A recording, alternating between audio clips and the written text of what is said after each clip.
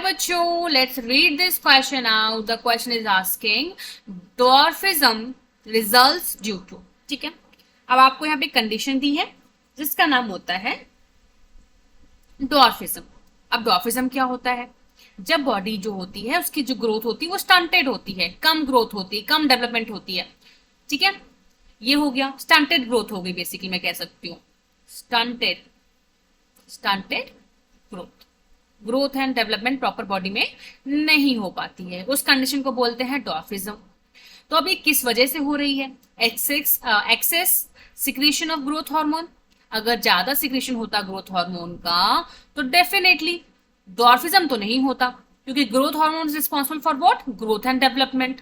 तो अगर ये प्रॉपरली सिक्रीट होता या ज्यादा होता तो कुछ और कंडीशन होती, डॉर्फिज्म नहीं होती. तो ये रॉन्ग है. Second is under secretion of thyroid hormone. Thyroid hormone का यहाँ रोल नहीं है एज सच.